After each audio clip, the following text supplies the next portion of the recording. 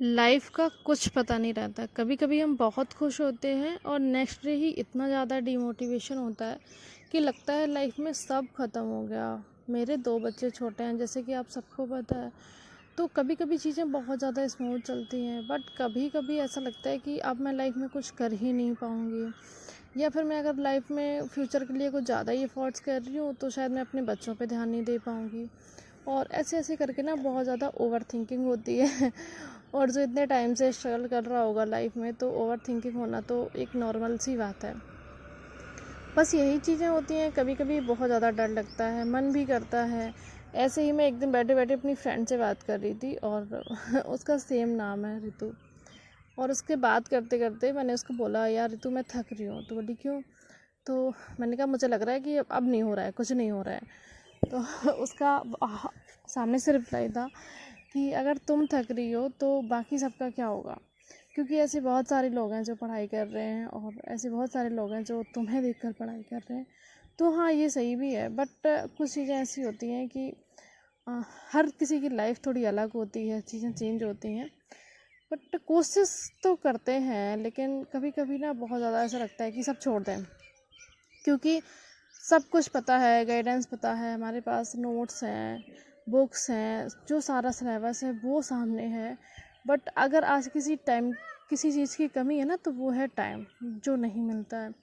मैं अभी ऐसे ही वीडियो बनाने के लिए एक आई थी, मुझे एक बहुत इंपॉर्टेंट वीडियो बनाना था, और मेरे साथ पीछे पीछे मेरी बेटी आती है, और जो कि मुझसे बातें करने लग जाती है। तो मैं यहाँ पे मुझे माइक बंद करना पड़ा। और कभी कभी ऐसा होता है ना, मैं जो चीज़ें कहना चाहती हूँ, अगर मैं बाद में वॉइस ओवर कर रही हूँ या कुछ और चीज़ें हैं, तो मैं शायद उस तरीके से वो बातें नहीं कहना चाहती, और मैं कुछ भी फेक चीज़ें भी आपके सामने नहीं रखना चाहती।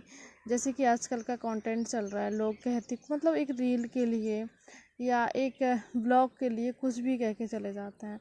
तो मुझे लगता है कि कुछ ऐसी बातें की जाएँ जो लाइफ से रिलेट कर पाएँ, क्योंकि रियलिटी दिखाना आजकल बहुत ज़्यादा रेयर हो गया है। और अगर हम ऐसे फेक चीज़ों की बात करें तो वो बहुत ज़्यादा है, मतलब जिसको लोग कंटेंट बोलते हैं। तो कंटेंट के नाम पे कुछ भी परोस के चले जाते हैं। तो मुझे लगता है कि नहीं, मेरे साथ ऐसा नहीं होगा। मैं पर्सनली जो फील कर पाती हूँ, चीज़ों को जिस तरीके से सोचती हूँ, उस तरीके से आपके साथ शेयर करना चाहती हूँ, बट ऐसा नहीं होता है कई बार।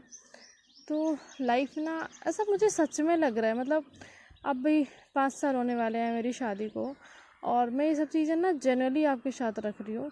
क्योंकि जैसे कि उसने मुझे बोला, तो मुझे थोड़ा टाइम के लिए लगा कि हाँ ठीक है, सही बोल रही है। ऐसा थोड़ी है, टाइम निकालेंगे निकल जाएगा, कल को शायद थोड़ा बच्चा बड़े होंगे तब भी टाइम मिल जाएगा। बट मम्मी मुझे बोल भी देती है कि तुम जाओ पढ़ाई करो, हम लोग हैं, मेरी भाभी भी हैं अभी आजकल घर में, तो वो देख लेती हैं, एंड बेबी फीड भी कर लेता है उनसे।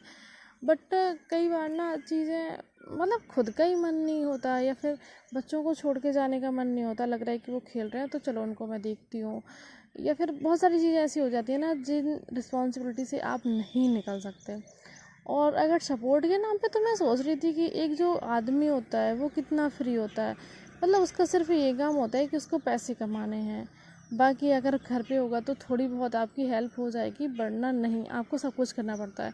और एक लेडीज़ को सोचो, मैं मतलब वही देख रही हूँ कि लाइफ शादी से पहले भी थी, शादी के बाद भी थी। तब भी मैं सुबह इतनी जल्दी उठ जाती थी, और शादी के बाद भी। मेरी शादी हुई, मैंने कभी उस घर में जाके ये नहीं सोचा कि नहीं आज टाइम है तो आज सो जाती हूँ, नहीं आज ऐसा है तो आज ऐसा कर लेती हूँ, नहीं। मेरी लाइफ हमेशा से थोड़ी डिसिप्लिन थी कि मुझे सारी चीज़ें टाइम टेबल पे उस हिसाब से ही करनी होती थी। तो मैंने हमेशा उस तरीके से करी, मैंने मौके का फ़ायदा कभी नहीं उठाया। बट मैं यही सोच रही थी कि एक आदमी अपने घर में ही होता है, उसके लिए बहुत ज़्यादा दुनिया चेंज नहीं होती। अगर कोई प्रॉब्लम है तो घूम के आ जाएगा, बट एक लड़की की लाइफ शादी के बाद पूरी चेंज हो जाती है। मतलब अगर कोई कहता है ना कि शादी के बाद हम पढ़ेंगे पढ़ाएंगे, ये वो दुनिया भर की बातें, तो ऐसा दूर दूर तक नहीं होता है। और एक चीज़ बहुत ज़्यादा कन्फर्म है कि कोई आपके लिए फ्री में कुछ नहीं करेगा, ठीक है।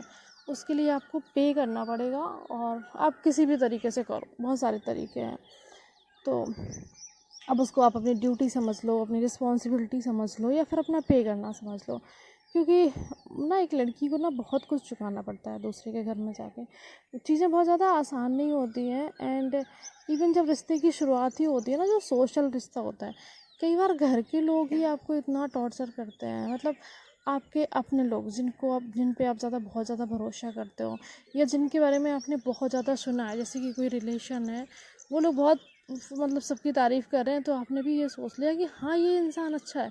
तो वो इंसान उनके लिए अच्छा हो सकता है, आपके लिए नहीं हो सकता है, क्योंकि वो इंसान आपको शायद दिखाने की कोशिश करता है कि वो वैसा ही है, और आप अपने मेंटली माइंड में वो चीज़ें सोच लेते हो कि नहीं ये तो इंसान बहुत अच्छा है, बट वो फिर आपका फ़ायदा उठाना स्टार्ट कर देता है। तो मेरे साथ ये वाली चीज़ें बहुत ज़्यादा हुई हैं। सो पता नहीं क्यों, मतलब मुझे अभी भी लगता है कि मैं अभी भी लोगों को देखने में परखने में गलती कर देती हूँ, बट मतलब और मुझे ऐसा लगता है कि शायद मैंने जितना लोगों को जाना